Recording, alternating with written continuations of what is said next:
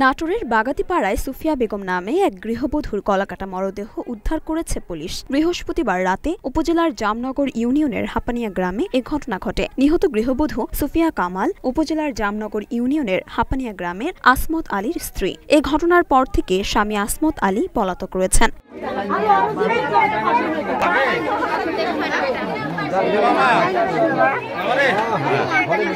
বিষয়টি ঢাকা পোস্টকে নিশ্চিত করেন বাগাতিপাড়া থানা পুলিশের ভারপ্রাপ্ত কর্মকর্তা ওসি মোহাম্মদ নান্নু খান। তিনি ঢাকা পোস্টকে বলেন, আসমত আলীর চুরি করার অভ্যাস ছিল। পটল চুরি করায় আজকেও এলাকায় তাকে নিয়ে সালিশ হওয়ার কথা ছিল। স্বামী চুরি করায় সেই সালিশে স্বামীর বিরুদ্ধে সাক্ষী দেবেন বলে জানায় স্ত্রী সুফিয়া বেগম। এ নিয়ে গতকাল রাতে স্বামী স্ত্রীর মধ্যে কথা কাটাকাটি হয়। এর এক পর্যায়ে ধারালো অস্ত্র দিয়ে সুফিয়া বেগমের গলা কেটে হত্যা করে আসমত আলী। আমরা এখানে এসে মানুষের মুখে শুনছি, মানুষ ওই বাড়ির মানুষের মোবাইল করেছে, করার পর পুলিশে যে দেখতো আমার বাড়ির দেখতো একটু কথা বলবো, বাড়ির পাশের মানুষের পুলিশে যে আমরা কথা বলবো একটু যা দেখতো আছে নাকি।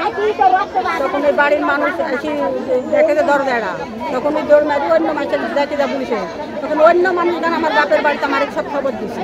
ওসি আরও বলেন, ঘটনার পর থেকে আসমত আলী পলাতক রয়েছেন। এ ঘটনায় থানায় মামলা দায়েরের প্রস্তুতি চলছে।